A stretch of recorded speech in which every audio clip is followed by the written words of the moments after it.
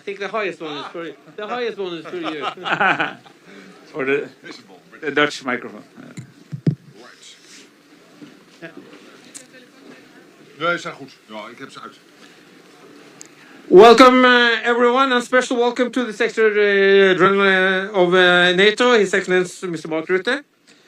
Dear Mark, today the Minister of Foreign Affairs and I have had the honor to host the Secretary General here in Troms. We have visited the NATO forces who are wrapping up the 2026 NATO Call Response exercise.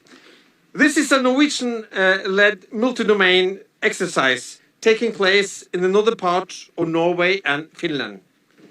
The purpose of the exercise Call Response 2026 has been to train national and NATO plans for defense of Norway and the northern part of the alliance in a demanding Arctic climate.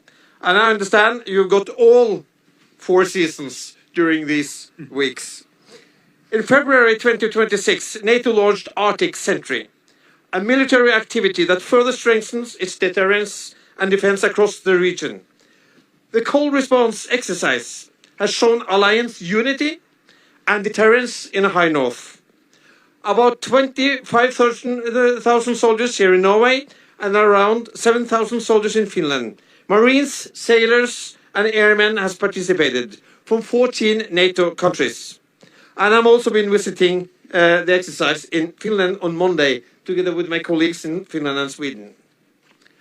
The feedback from the soldiers we have met today illustrates the importance of conducting exercises in Arctic areas and to provide relevant training for NATO forces in these demanding times for international security and peace. I am so grateful and impressed of each and everyone that participates in this exercise, all to train on how to protect our countries in crisis or war. It is also remarkable how the exercise has included a civilian military approach, training what we in Norway call the total defense concept. I will now turn the floor over to the Secretary General of NATO for his remarks. Thank you. Thank you so much. Minister Sandvik, Minister Eide, dear Ture, dear Espen. Thank you for hosting me here in the High North today. It is indeed an honor and a pleasure to witness some of the incredible efforts undertaken as part of Cold Response 26. Norway is a key player when it comes to the security of our northern flank. You have developed specialized military capabilities tailored not just to cold weather operations, but to Arctic and also to subarctic conditions. You provide NATO with a wide range of capabilities for Arctic operations, and you conduct vital supporting activities and exercises. And over the last several days, indeed, Cold Response has once again demonstrated Norway's central role with over 30,000 personnel here and in Finland from 14 allied countries training as part of this exercise. We have seen many examples today of our military readiness, how exercising and learning from one another builds bonds between allies and ensures the ability of NATO nations to operate effectively and to do this together. Cold Response is also one of the first major activities brought together under Arctic Sentry, NATO's new enhanced vigilance activity in the Arctic and in the High North. But it is not only during the exercise that we can learn from Norway's expertise. You host the NATO Center of Excellence for Cold Weather Operations, consistently sharing your knowledge on how to operate in extreme conditions. Norway also hosts one of NATO's Combined Air Operations Center in Bøde, enhancing our shared security and NATO's ability to plan, to coordinate and to oversee air operations in the Nordic region, the Baltic and Barents Seas and in the North Atlantic. NATO will defend every inch of Allied territory, regardless of the direction from which challenges may come. Our armed forces are ready to operate in extreme conditions, and Cold Response 26 is taking that readiness even further. I want to thank you as our hosts for your leadership during this exercise. Working together, we will continue to guarantee safety and security for our 1 billion citizens. And now over to Norway's Foreign Minister, please. Thank you, Mark. This is Arctic security. This is NATO at its best. 32,000 soldiers, 14 countries exercising together in an Arctic environment. Land, air, sea, combined operations, demonstrating our incredible capacity to plan and conduct complex operations. So we're really happy to see all our friends here, all our allies working together with us in this exercise. And of course, Tore and I are particularly proud to welcome the Secretary General, to welcome you, Mark, to see what we're doing here. Norway has been eager to strengthen the Arctic outlook of NATO for a long time, and we're so happy that that is now happening. We recognize that we are living in maybe the most dramatic security environment since the Second World War. That's exactly why NATO was formed after the Second World War. That's exactly why we keep NATO front and center in our security outlook today. We have an ongoing war in Ukraine. We have increasing issues also elsewhere, and we have this heightened alert and awareness of what is going in our immediate neighborhood here. But then it's good to know that of the 8 countries that are in the Arctic, 7 are NATO countries.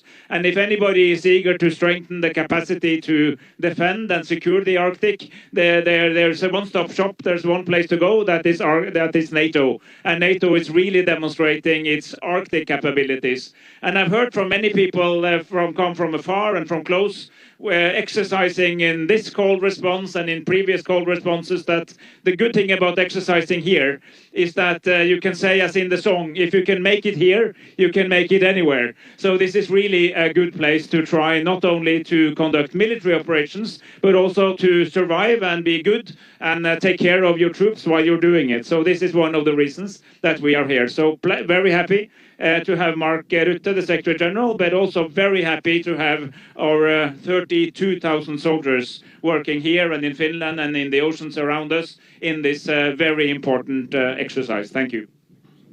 Okay, thank you, Secretary General, Foreign Minister and Defense Minister. Now we'll open up for some questions from Norwegian media. First is Norwegian broadcaster NRK. Hello, Mr. Rutte. Is Norway's military build-up happening fast enough? What is your thoughts on that? Yes, I think it is. Norway is absolutely investing in its military capabilities. You have a clear path to do more over the coming years. You are, when it comes to Ukraine, you are really one of the leaders in NATO, the support for Ukraine. When it comes to defense spending, when it comes to defending the eastern flank, defending the Arctic, and all these issues, Norway is clearly taking a leadership role. You're not the biggest nation, but you can say that you are punching heavily above your weight, and that's exactly what we need. Thank you. If you do. Donald Trump has voiced strong frustration over NATO allies' reluctance to take part in efforts to reopen the Strait of Hormuz, and has once again hinted that the United States could consider withdrawing from the alliance. How do you respond to that, and does this prompt you to reconsider NATO's role and involvement in the Middle East? Well, let me first of all state and say that when it comes to Iran and the risk of Iran getting its hands on a nuclear capability or a ballistic missile capability, we have consistently said as NATO, collectively, that that cannot happen. So it is really crucial that that capability of the ballistic missiles, of the nuclear capability, is severely degraded. When it comes to the Strait of Hormuz, I've been in contact with many allies. We all agree, of course, that strait has to open up again. And what I know is that allies are working together, discussing how to do that. What is the best way to do it? They are working on that collectively to find a way forward. Thank you. Then it's Forsvarets Forum. Hello, Mr. Rutte. How important is it with this exercise, with all these allied countries training together, not too far from Russia? It's vital. When we look at Russia and you look what Russia is doing now in Ukraine, and whilst they are fighting in Ukraine and against Ukraine, Ukraine bravely fighting back, and I'm really impressed what the Ukrainians are doing. But whilst Russia is doing that, at the same time, they are still able to continue the output of the defense industrial base. They spend 40% of their budget on defense. of the state budget, which is 10% of the overall national income of Russia. And that means, and it's not there to organize parades in Moscow. It's there to be used. They use it now against Ukraine. And we know from open source what our intelligence services are telling and mentioning to the media over the last 12 to 18 months, that we have to be ready for Russia to indeed mount a challenge to NATO. Can it be in 27? Could it be in 29? Could it be in 31? And that means that we have to be ready. And that is money. And we decided in The Hague to spend the money. This is famous 5%, including the 3.5% core defense spending. It's about keeping Ukraine strong, and it is also about the defense industrial output. And one of the things Norway is doing is really getting its defense industry to produce more, to work with other industries cross-Atlantic, not only in Europe, but also with the US. We are seeing many examples when it comes to this, also in this exercise, what Norway is capable of, but also the rest of the alliance. So I think we really have to be vigilant. Then it's Nyhetroms. Question to Mr. Rutte, also the ministers can answer if they want to.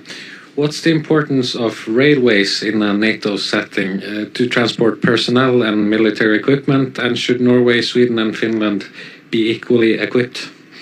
Well, military mobility, to use the buzzword for this, is crucial. Because what you want for a bridge, not only to hold my 18-year-old Saab, but also to be able to hold a tank if it needs to cross that bridge. And we know there are too many examples in Europe where we need to do more to make sure that all these bridges are able, when they have to be used in wartime, to also hold our heavy military equipment. But it is more than bridges. It is the whole issue of logistics, moving from one part to the other. When you look at Norway, I will not go into all the details, maybe some of it is classified, but you can, when you look at the map of Norway, you will easily find the spots on the map where Norway plays a vital role to make sure that when reinforcements are necessary, they can be pumped through Norway into Europe. But also when it comes to my country, the Netherlands, the port of Rotterdam, I can mention that because it is open source again. Other ports in Europe playing a vital role. Military mobility playing a vital role. Our railways playing a vital role. So we are working on this day in, day out. We do this with Norway, the UK, Turkey, working with the European Union when it comes to the European Union countries, of course, also EU, and then working again with Norway, the UK, and Turkey and other countries not in the EU, because this is really a joint endeavor. Because it's great to have the investments, it's great to have the defense industrial output, the men and women in uniform, well trained, but we need to get them to the place where we need them. If I may add to that question, to Nyhetroms, that for more than 70 years we were alone up here in NATO. Our dear friends Finland and Sweden were good friends but not allies. Now that they became allies, we are not only thinking north-south any longer, but also east-west. And there's a tremendous opportunities for military cooperation, and also then new needs for military mobility in that north of what we call the Nord i Norden, the north in the north, cooperation across Finland, Sweden and Norway. And this is also something we are demonstrating with this exercise. So we see that has strengthened our strategic depth and also our ability to combine forces that previously could not combine. So, having this exercise now also gives us an opportunity to demonstrate that. Okay, thank you. Then we finish this plenary session, and we start with the one-to-one interviews. NRK with the Defense Minister and TV2 with the Minister of Foreign Affairs. Thank you. Thank you so much.